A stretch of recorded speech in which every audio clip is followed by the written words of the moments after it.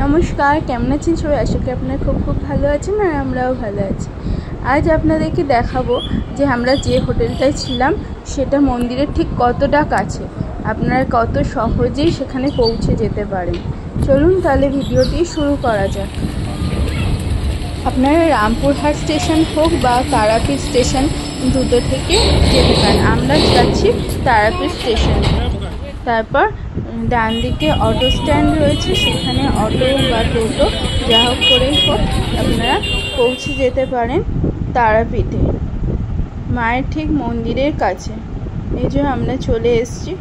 এই যে দেখুন, এই গেটটির সামনে সোজা চলে গেলে এখানে দেখা যাচ্ছে লতিকা পূজা ভাণ্ডার।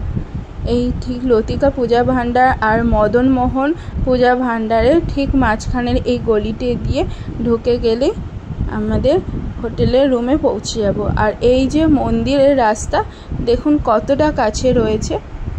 এই দিকটা দাঁড়িয়ে থাকলে মন্দিরটা বাঁ দিকে পড়ছে আর ডান দিকে এই পূজা ভাণ্ডারের রাস্তাটা দেখুন কতটা কাছে। এই যে গলি দিয়ে গেলে এই বাঁ দিকে দেখা যাচ্ছে এই বিল্ডিংটা হচ্ছে ভাগীরথী ভবন। আমরা এই হোটেলটাতেই উঠেছিলাম। দেখুন কতটা কাছে রয়েছে। এখানে ভেতর দিয়ে আরও শর্টকাটে রাস্তাও রয়েছে। ভাগীরথী ভবন রুমগুলো খুবই সুন্দর করে সাজানো রয়েছে।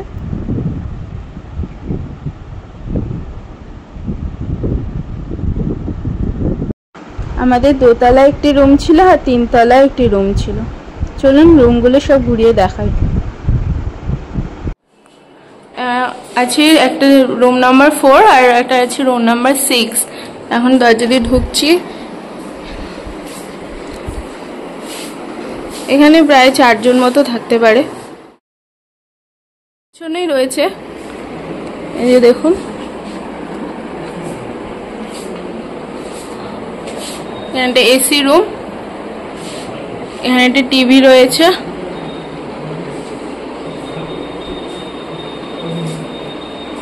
এখানে একটা ওয়ার্ডরোব টাইপের রয়েছে, এখানে জামা কাপড় আপনারা চাইলে রাখতে পারেন। আর এখানে জানলা রয়েছে বেশ বড়। এখানে এই যে দেখা যাচ্ছে জীবিত কুণ্ড। দেখুন এখন রোদ্রের জন্য খুবই শুকনো অবস্থা, শুকিয়ে গেছে, একদম জল নেই বলতে গেলেই চলে।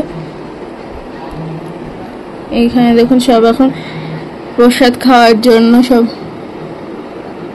বসে রয়েছে। এই যে মন্দির,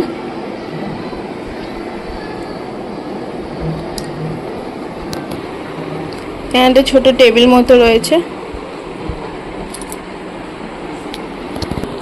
ডাস্টবিন রয়েছে।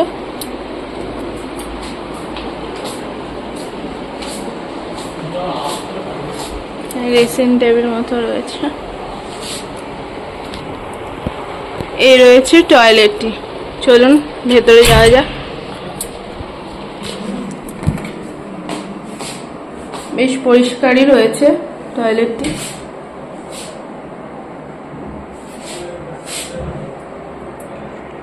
গিজার রয়েছে।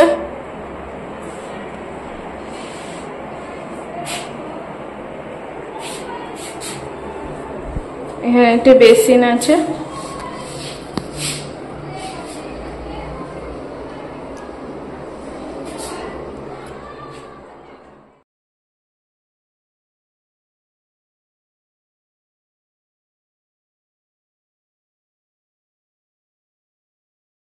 এই হোটেলটিতে ঢুকতেই ঠিক রয়েছে রিসেপশন, আর ঠিক তার পাশে রয়েছে ডালার দোকান।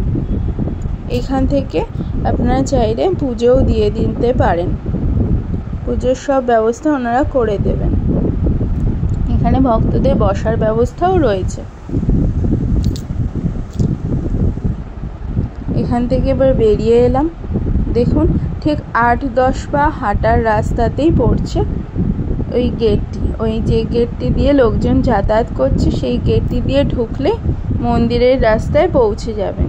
এই যে দেখুন ঠিক পাশেই রয়েছে জীবিত কুণ্ড। আর নিয়ারেস্ট লোকেশন বলতে রয়েছে তারাপীঠ হাই স্কুল।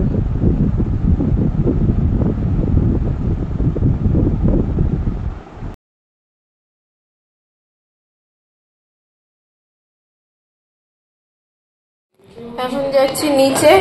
এই যে নিচেও আমাদের আরেকটি রুম রয়েছে, চলুন একই রুম।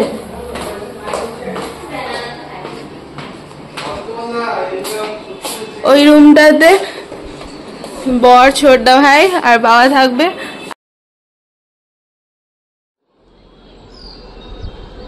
তবে এই হোটেলে কিন্তু কোনো খাওয়ার ব্যবস্থা নেই, খাবার আপনাদেরকে বাইরে গিয়েই খেতে হবে। এখানে শুধু থাকার ব্যবস্থা রয়েছে।